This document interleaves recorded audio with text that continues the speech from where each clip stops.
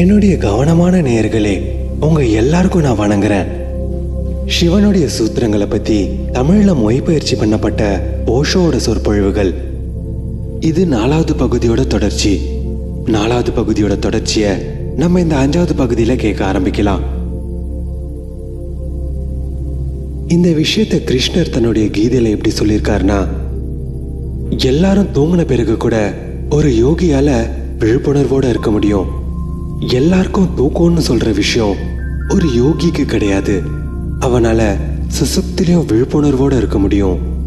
எப்போ உன்னுடைய இந்த 3 நிலைகளையும் நேரடியா தெரிஞ்சுக்கிறியோ, அப்ப நீ தானாவே அந்த 4வது நிலையா மாறிடுற. துரியாக்கு அர்த்தமே அந்த 4வது நிலை. அதுக்கு வேற எந்த அர்த்தமும் கிடையாது. இந்த வார்த்தைக்கு வேற எந்த அர்த்தமும் தேவையில்லை. 4வது நிலைன்னு சொன்னா மட்டும் போதும். இந்த நிலையை நீ ஒரு வார்த்தையாலேயே சொல்லணும்னு நினைச்சா கூட அந்த வார்த்தையோடவே நீ கட்டி வச்ச மாதிரி ஆயிடும். ஏன்னா துரிய நிலை என்றது ஒரு எல்லையே இல்லாத ஒரு பரவச நிலை மாதிரி.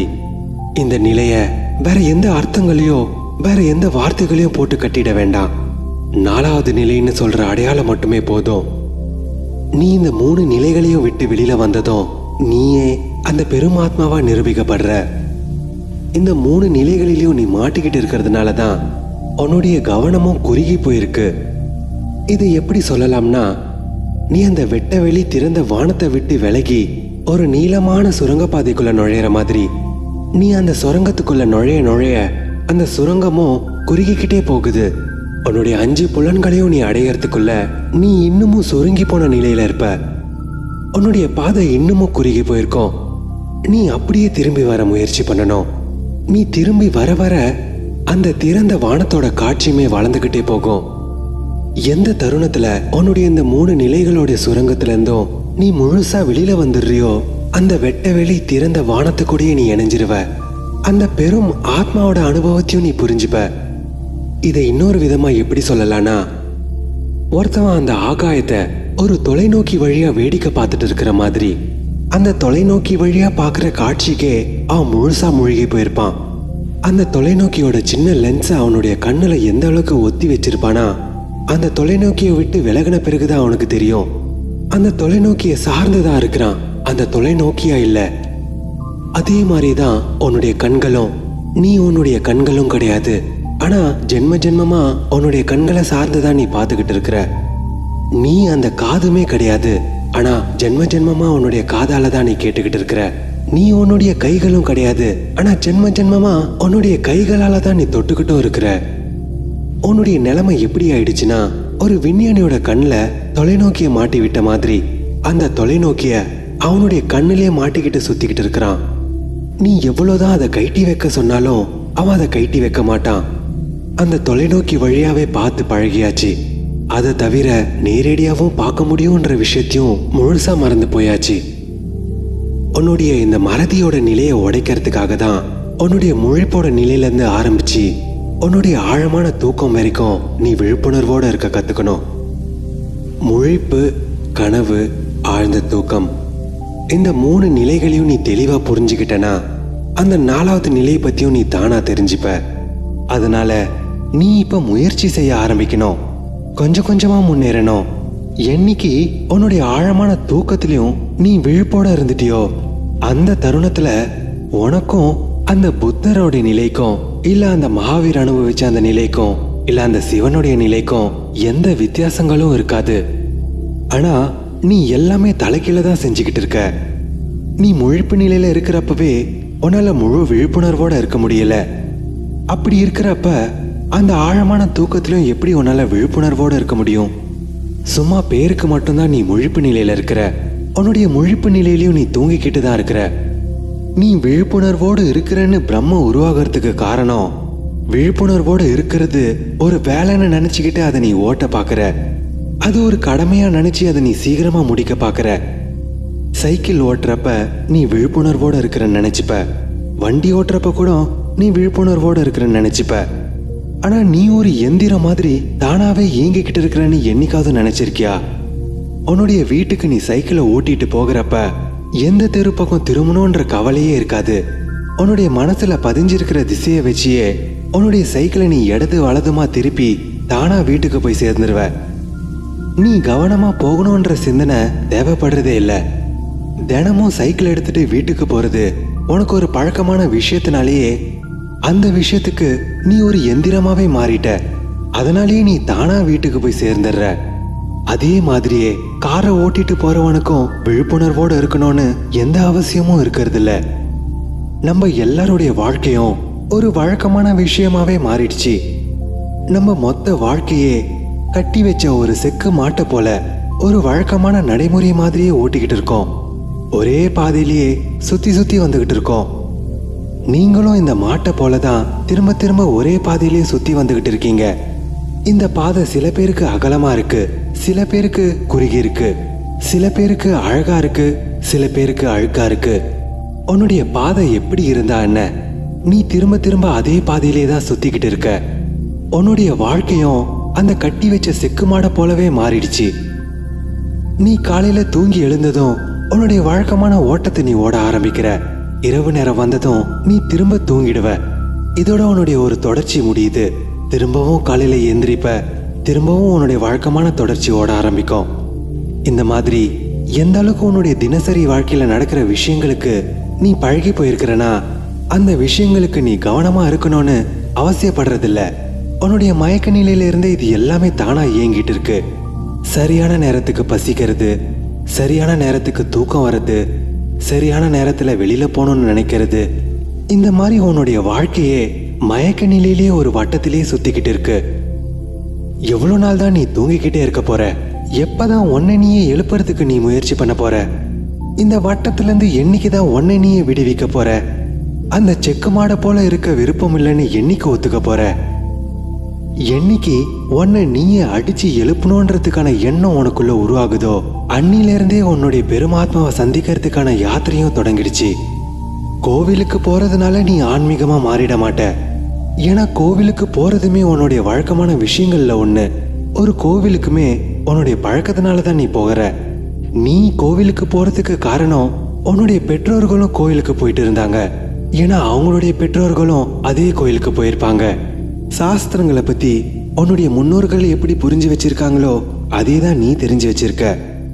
இது எல்லாமே உன்னுடைய பழக்கத்தோட ஒரு தோஷம்தான். என்னைக்காச்சும் நீ விழிப்புணர்வோட கோயிலுக்கு போயிருக்கியா? நீ விழிப்புணர்வோட கோயிலுக்கு போயிருந்தினா அந்த கோயிலுக்கு போகணுன்ற அவசியமும் இருக்காது.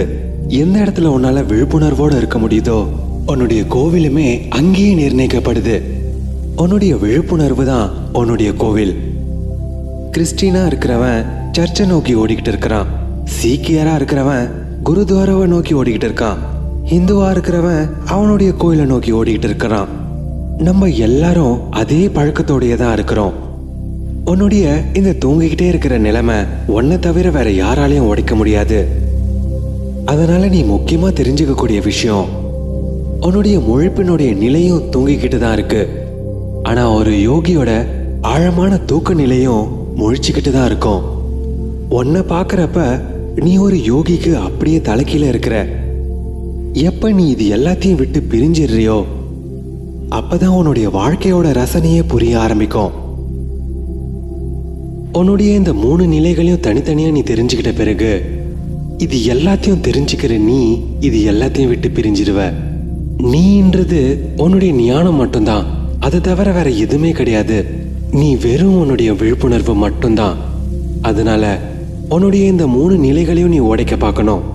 அதுக்கப்புறம் தான் உன்னுடைய வாழ்க்கையோட உண்மையான சாராம்சமே புரிய வரும். பாக்பாத்தை சேர்ந்த ஜுன்னேதுன்னு அழைக்கப்படுற ஒரு சூஃபி துறவியை பத்தி நான் படிச்சுக்கிட்டு இருந்தேன். அவரை யாராவது கோவப்பட்டு திட்டிருந்தாங்கன்னா அதுக்கு பதில் அவர் மறுநாள் வந்து சொல்றேன்னு சொல்லிட்டு போயிடுவாரு. மறுநாள் வந்துட்டு என்ன சொல்வாருன்னா இதுக்கப்புறம் பதிலுக்கு அவசியம் இல்லைன்னு சொல்லிட்டு போயிடுவாரு. அதுக்கு அந்த திட்டிருக்கிறவர் என்ன கேட்கிறாருன்னா, உன்னை நேத்தே திட்டிருக்கிறப்ப நீ உடனே பதில் கொடுக்காததுக்கு காரணம் என்ன? பொதுவா யாராவது அவமானப்பட்டிருந்தா அவங்க உடனே பதில் பேசிட்டு போவாங்க. ஆனா நீ ரொம்ப வித்தியாசமா இருக்கிறியே. அதுக்கு ஜுன்னேத் என்ன சொல்றாரு, என்னுடைய குரு எனக்கு என்ன சொல்லியிருக்காருன்னா, நான் கொஞ்சம் கூட அவசரப்பட்டாலும் என்னுடைய சுய நினைவை நான் இழந்துருவேன். அதனால கொஞ்சம் நேரத்தை கொடுத்து பொறுத்துக்கோ. யாராவது உன்னை திட்டினதுக்கு எதிர்முறையா நீ பதில் கொடுத்திருந்தீனா அது உன்னுடைய மயக்க நிலையிலேருந்து வந்த பதிலா இருக்கும். ஏன்னா கோவம் உன்னை சுத்தி கவர்ந்திருக்கும். அந்த கோவத்தோட உஷ்ணம் உனக்குள்ள இருக்கும். அந்த கோவத்தோட புகை உன்னுடைய பார்வையை மறைச்சிரும். இந்த மேகத்தை கரைய விடு. 24 மணி நேரத்தை கொடுத்து பாரு. அதுக்கப்புறம் நீ பதில் கொடுக்கலாமா இல்லையான்றத முடிவு பண்ணு. ஜுன்னேத் அவருடைய ஆசிரியரை எந்த அளவுக்கு புத்திசாலி நினைச்சுக்கிறாருன்னா, அவர் இந்த விஷயத்த சொல்லி கொடுத்த பிறகு இது வரைக்கும் அவரால் யாருக்கும் பதில் கொடுக்க முடியல.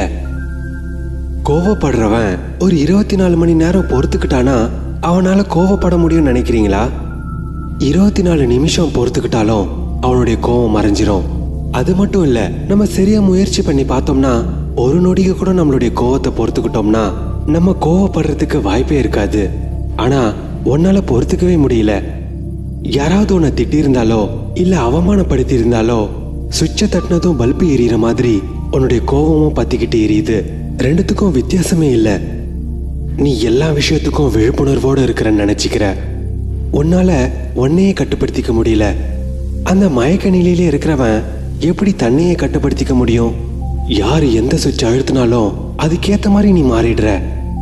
யாராவது உன்னை பத்தி 2 வார்த்தை புகழ்ந்து பேசினாலும் உன்னுடைய மனசு துள்ள ஆரம்பிச்சிடுது. அந்த சந்தோஷத்திலேயே ஒப்பிடுற. அதுவே உன்னை யாராவது அவமானப்படுத்தியிருந்தா கண்ணீரை விட்டு அழ ஆரம்பிச்சிருவ. உண்மையாலுமே நீ உன்னுடைய கட்டுப்பாட்டுல தான் இருக்கிறியா இல்ல நினைக்கிறவெல்லாம் உன்னை ஏக்கிக்கிட்டு இருக்கிறானா? உன்னை ஒரு ஏக்கத்திலே வச்சிருக்கணும்னு நினைக்கிறவன் கூட அவங்களுடைய சுய கட்டுப்பாட்டிலே அவங்க இருக்க மாட்டாங்க. அடிமையாவே இருக்கிறவனுக்கே நீ ஒரு அடிமையா இருக்கிற. இங்க வேடிக்கையே என்னன்னா, நம்ம எல்லாரும் ஒருத்தரையும் ஒருத்தர் மாத்தி மாத்தி ஏக்க வச்சுக்கிட்டே இருக்க ரொம்ப வசதியா இருக்கிறோம். யாராலையும் விழிப்புணர்வோடு இருக்க முடியல. யார் நினைச்சாலும் உன்னை வெறியேற்ற முடியும்னா உன்னுடைய ஆத்மாக்கு அதை விட அசிங்கமான விஷயம் வேற எதுவுமே கிடையாது. முல்லா நசருதீன் ஒரு அலுவலகத்துல வேலை செஞ்சுக்கிட்டு இருந்தாரு. நசருதீன் வேலை செய்யற லட்சணத்தை பார்த்துட்டு வேலை செய்யற மத்தவங்க எல்லாரும் இவர் மேல கோவமாவே இருந்தாங்க. ஆபீஸ்ல வேலையே செய்ய மாட்டாரு. ஒண்ணு வேடிக்கை பார்த்துக்கிட்டு இருப்பாரு, இல்லனா நல்லா தூங்கிக்கிட்டு இருப்பாரு. ஒரு கட்டத்துக்கு மேல ஆபீஸ்ல வேலை செய்யறவங்க அவங்களுடைய பொறுமையை இழந்து அவர்கிட்ட கடுமையா பேச ஆரம்பிச்சிட்டாங்க. அவருடைய முதலாளியும் அவரை தனியா கூப்பிட்டு திட்டி அசிங்கமும் படுத்திட்டாரு. அப்படி இருந்தும் அவருக்குள்ள எந்த மாற்றமும் ஏற்படல. அந்த அசிங்கத்தையும் அவமானத்தையும் தாங்க முடியாம அவனுடைய வேலையை ராஜினாமா செய்ய முடிவு பண்ணிட்டான். தன்னை சுதாரிச்சுக்கிறது ரொம்ப கஷ்டம், அதனால வேலையை ராஜினாமா செய்யறது தான் சுலபம் நினைச்சான். நிறைய பேரு சன்னியாசி ஆகணும்னு நினைச்சு இந்த சமுதாயத்தை விட்டு தப்பிச்சு ஓட பாக்குறாங்க. அவங்களும் இதே மாதிரியே தன்னை மாத்திக்க மறுத்துக்கிட்டு ராஜினாமா செய்ய முயற்சி பண்றாங்க. தன்னை மாத்திக்கிறது ரொம்ப கஷ்டம் நினைக்கிற, அதனால விட்டுட்டு ஓடி போறது எப்பவுமே சுலபமா இருக்கு. நசருதீன் அவனுடைய வேலையை ராஜினாமா செஞ்சிட்டான். அவரு ராஜினாமா செய்யறத கேட்டுட்டு அந்த ஆபீஸ்ல இருக்கிறவங்க எல்லாரும் ரொம்ப சந்தோஷப்படுறாங்க. அவனாவே வேலையை விட்டு போறான்ற சந்தோஷத்துல அவனுடைய முதலாளி இந்த வாய்ப்பை கொண்டாட அவரை சந்தோஷமா அனுப்பி வைக்க ஏற்பாடு பண்றாரு. நசருதீன் அந்த ஆபீஸ்ல இருக்கிற வரைக்கும் எல்லாரும் அவரை எப்படி வேலையை விட்டு தூக்கலான்ற கவலையிலேயே இருந்தாங்க. ஒரு மிகப்பெரிய சுமையே இறங்கின மாதிரி அவங்க எல்லாரும் ரொம்ப சந்தோஷமா இருந்தாங்க. அவரை அனுப்பி வைக்கிறதுக்கான ஏற்பாடுமே ரொம்பவும் பிரம்மாண்டமா இருந்தது. விதவிதமான இனிப்பும் பலகாரமும் சாப்பிட ஏற்பாடு பண்ணியிருந்தாங்க. நசருதீன் இது எல்லாத்தையும் பார்த்து பிரமிச்சு போகிறாரு. கடைசியா அவருக்கு நன்றி சொல்ற முறையில ஆபீஸ்ல இருக்கிற எல்லாரும் அவரை பத்தி 2 வார்த்தை புகழ்ந்து பேசிடுறாங்க. இதை கேட்ட நசருதீன் எழுந்து நின்னு சந்தோஷத்துல அழ ஆரம்பிச்சிடுறாரு. உங்க எல்லாருக்கும் என் மேல இவ்வளோ பாசம்னு எனக்கு தெரியாது, அதனால என்னுடைய ராஜினாமாவை நான் வாபஸ் வாங்கிக்கிறேன். இதுக்கப்புறம் என்னுடைய வாழ்க்கை முழுக்க இந்த அலுவலகத்தை விட்டு வேற எங்கேயுமே போக மாட்டேன் அப்படின்னு முடிவு பண்றாரு. மற்றவங்களுடைய வார்த்தைகளுக்கே நம்ம ஏங்கிக்கிட்டு இருக்கிறோம். இது பெரும்பாலும் நடக்கிற விஷயம்தான். இந்த உலகத்துல நம்மளை சுத்தி இருக்கிற எல்லாருமே ஒருத்தரையும் ஒருத்தர் மாத்தி மாத்தி ஏக்கிக்கிட்டு இருக்கிறோம். நம்மளை சுத்தி இருக்கிற காலங்கள் மாறிக்கிட்டே இருக்கு. இதுக்கு இடையில 1000 விதமான மக்களும் இருக்கிறாங்க. இதனாலேயே உனக்குள்ள ஒரு மிகப்பெரிய பிரம்ம உருவாகிடுச்சு. பல விதமான குழப்பங்களும் உண்டாக்கி வச்சிருக்கு. இப்படி நடக்கிறது இயல்புதான். ஏன்னா நீ ஒரு விஷயத்தால மட்டுமே ஏக்கப்படல, பல விஷயங்களால இயங்கிக்கிட்டு இருக்கிற. தன்னுடைய உள்ளத்துல விழிப்புணர்வோடு இருக்கிறவனால மட்டும்தான் ஒரே விஷயத்தோட ஏக்கத்துல இருக்க முடியும். அவனுடைய வாழ்க்கையில அவனுக்கு ஒரு தெளிவு இருக்கும், நிறைவே இருக்கிற ஒரு சிந்தனை இருக்கும், ஒரு நேர்மை இருக்கும், ஒரு தெளிவான குறிக்கோள் இருக்கும். அவனுடைய வாழ்க்கையில ஒரு சரியான திசையை நோக்கி இருப்பான். ஆனா உன்னை பாக்குறப்ப நீ எந்த திசையும் நோக்கி இல்ல. ஒரு பெரிய கும்பலோட அழுத்தத்துல நீ நடக்கிற மாதிரி. அந்த கும்பலோட கூட்டத்துக்கு நடுவுல உன்னால நகரவே முடியாது. அந்த கூட்டத்தோட மோதல்ல உன்னால நிக்கவும் முடியாது. அந்த கும்பல் உன்னை எந்த திசையில தள்ளிக்கிட்டு இருக்கோ நீயும் அதே திசையில தான் நகர்ந்துட்டு இருப்ப. இதே மாதிரியே உன்னுடைய மொத்த வாழ்க்கையும் இந்த கும்பலுக்கு இடையிலே தான் நீ ஓட்டிக்கிட்டு இருக்க. நீ கவனமா சிந்திச்சு பார்த்தனா உனக்கு புரிய வரும். இன்னைக்கு யாரோ ஒருத்தவன் உன்னை ஏதோ செய்ய சொல்லுவான், நீயும் அதை செய்வ. நாளைக்கு வேற ஒருத்தவன் இன்னொரு விதமா செய்ய சொல்லுவான், அதையும் நீ செஞ்சாகணும். இதனாலேயே உனக்குள்ள ஒரு முரண்பாடு உருவாகுது. எனக்கு தெரிஞ்ச ஒரு நபர் இருந்தாரு. அவருடைய ரிக்ஷா கவுந்து போனதுனால அவருக்கு சின்னதா ஒரு அடிபட்டு இருந்தது. ஹாஸ்பிட்டல்ல சிகிச்சை முடிச்சு வீட்டுக்கும் திரும்பி வந்தாச்சு. ஒரு 6 மாசம் ஓய்வு எடுத்த பிறகு சுறுசுறுப்பா இருந்து கூட இன்னமும் நொண்டிக்கிட்டே இருக்கிற மாதிரி நடிச்சுக்கிட்டு இருந்தாரு. எவ்வளவு நாள் தான் இதே மாதிரி வேஷம் போட்டுக்கிட்டு இருப்பேன்னு கேட்டேன். அதுக்கு அவர் என்ன சொன்னாருன்னா, நானும் இது எல்லாமே எப்பவும் நிறுத்திடலான்னு தான் பாக்குறேன். டாக்டர் எல்லாமே சரியா இருக்குன்னு தான் சொல்லிட்டாரு. ஆனா என்னுடைய வக்கீல் என்னுடைய வழக்கோட தீர்ப்பு வர வரைக்கும் நான் இப்படியே இருக்கிறதுல நல்லதுன்னு சொல்றாரு. அதனால நான் யார் பேச்சை தான் கேட்கறது? ஒரு பக்கம் உன்னுடைய வக்கீல் உன்னை ஏதோ செய்ய சொல்றான், இன்னொரு பக்கம் உன்னுடைய டாக்டர் உன்னை ஏதோ செய்ய சொல்றான், உன்னுடைய மனைவி ஒரு பக்கம் ஏதோ செய்ய சொல்லியிருப்பா, உன்னுடைய அப்பா உன்னை ஏதோ செய்ய சொல்லியிருப்பாரு, உன்னுடைய பசங்க ஒரு பக்கம் ஏதோ செய்ய சொல்லுவாங்க. நாலா பக்கமும் உன்னை இயக்கிக்கிட்டு இருக்கிற எல்லாரும் உன்னுடைய முதலாளி. அந்த மாதிரி உன்னை சுத்தி கோடிக்கணக்கான முதலாளிங்க இருக்கிறாங்க. ஆனா நீ தனி ஆளா மாட்டிக்கிட்ட. அதனாலேயே அவங்க சொல்றது எல்லாத்தையும் நீ கேட்டுக்கிட்டு இருக்க. அதிகாரத்தோட அழுத்தம் யார்கிட்ட இருந்து அதிகமா இருக்குதோ நீ அவனுடைய பேச்சை தான் முதல்ல கேட்ப. இதனாலேயே உன்னுடைய உள்ளம் செதறி போகுது, துண்டு துண்டா உடைஞ்சு போகுது. நீ உன்னுடைய உள்ளத்தோட குரலை கேட்காத வரைக்கும் துண்டுகளா உடைக்க முடியாத ஒரு உள்ளமா மாற முடியாது, உன்னை அழிக்க முடியாத ஒரு உள்ளமா மாத்த முடியாது. தன்னுடைய உள்ளந்து வர குரலை கேட்க முடிஞ்சவனால மட்டும்தான் நான் ஒரு உண்மையான சன்னியாசின்னு சொல்லுவேன். தன்னுடைய உள்ளந்து வர குரலை கேட்கறதுக்கு அவன் எதையும் பலி கொடுக்க தயாரா இருப்பான். ஆனா நீ ஒரு மயக்க நிலையிலே இருக்கிற வரைக்கும் உன்னுடைய உள்ளத்துல இருந்து வர குரலை உன்னால கேட்கவே முடியாது. நீ சிந்திச்சுக்கிட்டே இருக்கிறது உன்னுடைய உள்ளத்தோட குரல்னு நினைச்சினா அது உன்னுடைய ஏமாற்றம். மயக்க நிலையிலே இருக்கிறவனுக்கு தன்னுடைய உள்ளத்தோட குரல் எப்படி கேட்கும்? தூங்கிக்கிட்டே இருக்கிறவனுக்கு தன்னுடைய ஆத்மாவோட குரல் எப்படி கேட்கும்? ஆத்மாவோட குரலே எப்படி இருக்கும்னு அவனுக்கு எப்படி தெரியும்? உன்னுடைய புலன்களால கேட்டுட்டு இருக்கிறது எல்லாமே வெளியிலேருந்து வர குரல். உன்னுடைய உள்ளத்திலிருந்து வர குரலை நீ கேட்க ஆரம்பிக்கணும். அதுதான் உன்னுடைய ஆத்மாவோட குரலா இருக்கும். விழிப்புணர்வோடவே இருக்கிறவனால மட்டும்தான் அவனுடைய உள்ளத்தோட குரலை கேட்க முடியும். என்னைக்கு உன்னுடைய உள்ளத்தோட குரலை நீ கேட்க ஆரம்பிச்சிடுறியோ அதுதான் உன்னுடைய ஆத்மாவோட குரல்னு நீ தெரிஞ்சுப்ப. இந்த அனுபவத்தோட உணர்வு கிடைக்கிற வரைக்கும் அது வரைக்கும் உன்னுடைய வாழ்க்கையில நீ கேட்டுட்டு இருந்த எல்லா குரலுமே அழுக்கு நிறைஞ்ச தேவையில்லாத குரல்னு தெரிஞ்சுப்ப. உன்னை சுத்தி தேவையில்லாத பலவிதமான குரல்கள் இருக்கு. ஒரு கும்பலுக்கு இடையில இருக்கிற மாதிரி அங்க உன்னுடைய தனிப்பட்ட குரல் கேட்கவே கேட்காது. பரபரப்பா இருக்கிற ஒரு சந்தையை போல பல ஆயிரம் பேரு கடந்து போயிட்டு இருப்பாங்க. இதே மாதிரியே உன்னுடைய உள்ளத்திலையும் ஒரு சந்தையை போல பல விஷயங்கள் ஓடிக்கிட்டே இருக்கு. இதுக்கு இடையில என்ன நடக்குதுன்னே உனக்கு புரிய மாட்டேங்குது. அங்க ஒருத்தவன் கத்திக்கிட்டு இருப்பான், இங்க ஒருத்தவன் கத்திக்கிட்டு இருப்பான். பலவிதமான சத்தங்களும் உன்னை சூழ்ந்திருக்கு. அதனால உன்னுடைய சத்தம் இங்க மறைஞ்சே போகுது. துரிய நிலைக்கு அர்த்தம் உன்னுடைய ஆத்மாவோட அடையாளத்தை கண்டுபிடிக்கிறது. அதனால உன்னுடைய 3 நிலைகளையும் நீ உடைச்சாதான் உன்னுடைய ஆத்மாவை நீ தெரிஞ்சுக்க முடியும். அதனால உன்னுடைய முயற்சியை நீ கொஞ்சம் கொஞ்சமா ஆரம்பிக்கணும். கோபம் வந்தா கொஞ்சம் பொறுத்துக்கோ, அவசரப்படுறதுல என்ன இருக்கு? வெறுப்போட இருந்தா கொஞ்சம் அமைதியாரு, அதுக்கு ஒரு மாலை நேரம் தேவை. உன்னுடைய உணர்வு கரைஞ்ச பிறகு திரும்பவும் அந்த விழிப்புணர்வோடு இருக்கிறப்ப மட்டும்தான் நீ பதிலே சொல்லணும். அது வரைக்குமே நீ அமைதியா இருக்க கத்துக்கணும். இப்படி பண்றப்ப நீ கவனிச்சிருந்தீனா உன்னுடைய தீண்டுகள்லாம் மறைய ஆரம்பிக்கும். தப்பான விஷயங்கள்லாம் தானா குறைய ஆரம்பிக்கும். ஒரு கட்டத்துக்கு மேல உன்னுடைய கோவத்தை எதிர்கொள்றதுக்கு எந்தவித பதிலுக்கும் அவசியம் இல்லைன்னு தெரிஞ்சுப்ப. அதுக்கு பதிலா உன்னை கோவப்படுத்தினவனுக்கு வேணா நீ நன்றி கடனா மாறலாம். ஏன்னா அவன் நீ விழிப்புணர்வோட இருக்கிறதுக்கான ஒரு வாய்ப்பை ஏற்படுத்தி கொடுக்கறான். கபீர்தாஸ்னு அழைக்கப்படுற ஒரு ஆன்மீக கவிஞன் என்ன சொல்றாருன்னா, உன்னை குறை சொல்லிக்கிட்டே இருக்கிறவன பத்திரமா பாத்துக்க சொல்றாரு. முடிஞ்சா அவனுக்கு ஒரு குடிசையை கட்டி கூடவே வாழ வைக்க சொல்றாரு. ஏன்னா நீ விழிப்புணர்வோட இருக்க வாய்ப்பை ஏற்படுத்திக்கிட்டே இருப்பான்.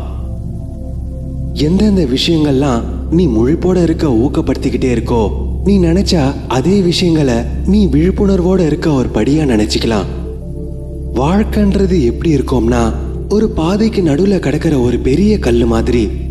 புரிஞ்சுக்க தெரியாதவன் அந்த கல்லை பார்த்துட்டு பாதை தடை செய்யப்பட்டிருக்குன்னு நினைச்சு பின்னாடி திரும்பி போயிடுவான். ஆனா புத்திசாலியா இருக்கிறவன் அந்த கல்லு மேலேயே ஏற ஆரம்பிச்சிருவான். அந்த கல்லை ஒரு படிக்கட்டியா நினைச்சு ஏறி போயிடுவான். அந்த கல்லை எப்ப அவன் ஒரு படிக்கட்டியா நினைச்சானோ அப்பவே அவனுக்கு இன்னமும் உயரமா ஏறி போகிறதுக்கான பாதையும் திறந்து வைக்கும். சாதனையோட தேடல்ல இருக்கிறவங்க இந்த ஒரு விஷயத்த கண்டிப்பா ஞாபகம் வச்சுக்கணும். தன்னுடைய வாழ்க்கையில இருக்கிற ஒரு நொடியும் விழிப்புணர்வோட இருக்க செலவழிக்கணும், விழிப்புணர்வோட இருக்க பயன்படுத்தணும்.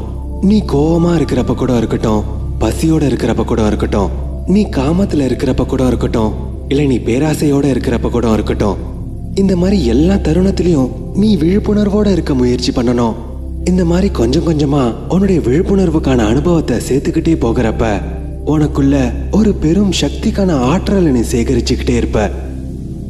நீ சேகரிக்கிற அந்த ஆற்றல்ல இருந்து கிடைக்கிற பிரகாசமான வெளிச்சத்துல இருந்து தான் நீ தெரிஞ்சுப்ப. தான்னு சொல்லிக்கிறது உன்னுடைய முழிப்பு நிலையும் இல்ல, உன்னுடைய கனவு நிலையும் இல்ல, உன்னுடைய ஆழமான தூக்க நிலையும் இல்ல. இந்த மூணுத்தையும் தாண்டி முதன்மையா இருக்கிற உன்னுடைய இயல்பு நிலை மட்டும்தான் நீ. சுத்தி இருக்கிற ஞானத்தை சேகரிச்சுட்டே இருக்கிறது தான் முழிப்பினுடைய நிலை. உன்னுடைய முழிப்பு நிலையில உன்னை சுத்தி இருக்கிற விஷயங்களுடைய ஞானத்தை தான் நீ சேகரிச்சுக்கிட்டே இருப்ப. இதுக்கப்புறம் உன்னுடைய ஆசைகளிலிருந்து உருவாகிற சிந்தனைகள் தான் உன்னுடைய கனவு.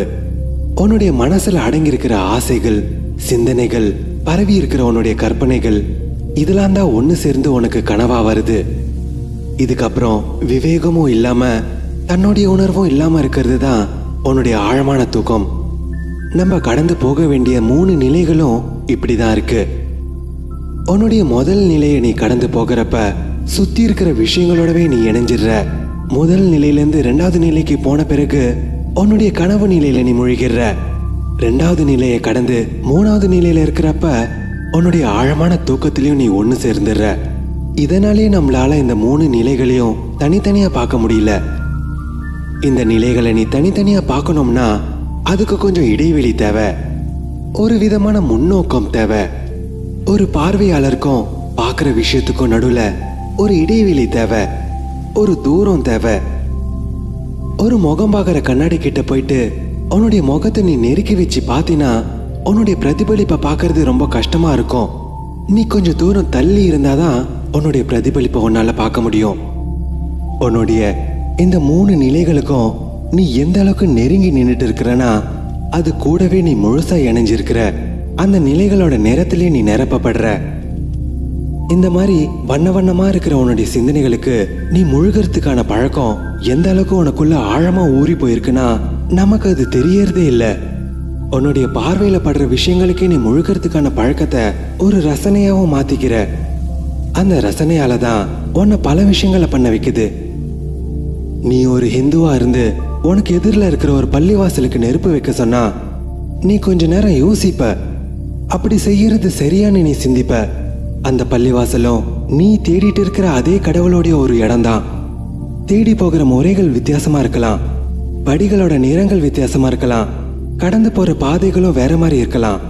ஆனா போய் சேர வேண்டிய இலக்கு ஒண்ணுதான். மதம் வெறி பிடிச்ச ஒரு கும்பல் ஒன்று சேர்ந்து ஒரு கோவிலோ இல்ல ஒரு பள்ளிவாசலையோ நெருப்பு வைக்க முயற்சி பண்றப்ப நீ அந்த கும்பல்ல ஒருவனா இருக்கிற. அந்த இடத்துல உன்னால சிந்திக்க முடியறது இல்ல. ஏன்னா நீ அந்த கும்பலோட சாயல்ல கலந்திருப்ப. அந்த கும்பல் உனக்கு ஒரு சாயத்தை கொடுத்துருக்கோம். அந்த மாதிரி ஒரு சூழ்நிலையில இருக்கிறப்ப நீ கண்டிப்பா நெருப்பு வைப்ப. கொளுத்திட்டு வந்துட்ட பிறகு அப்புறமா அவன்கிட்ட யாராவது எப்படி அவனால அப்படிப்பட்ட ஒரு செயலை செய்ய முடிஞ்சதுன்னு கேட்டிருந்தா நீயும் அந்த விஷயத்தை நினைச்சு பார்த்து ஆச்சரியப்படுவ. கண்டிப்பா உன்னால அந்த செயலை தனியா செஞ்சிருக்க முடியாது. இதை உன்னால உணர முடிஞ்சதுன்னா அப்புறம் எதனால நீ அந்த கூட்டத்திலே தொலைஞ்சிடுற? ஏன்னா தொலைஞ்சு போறது உனக்கு ஒரு பழக்கமாவே ஆயிடுச்சு.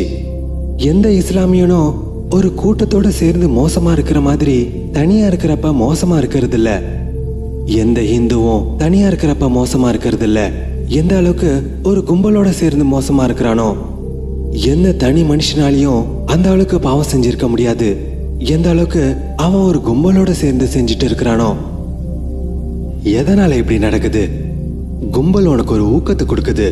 நீ அந்த கும்பலோட வண்ணத்திலே கலந்துடுற. ஒரு கும்பல் வெறியோட இருக்கிறப்ப திடீர்னு உனக்குள்ளேயும் அந்த வெறித்தனத்தை உணர்வ. அதே கும்பல் அலப்பறை பண்ணிக்கிட்டு கத்திக்கிட்டு அழுதுகிட்டே இருந்ததுன்னா நீயும் கூட சேர்ந்து கத்திக்கிட்டு அழுதுகிட்டு இருப்ப.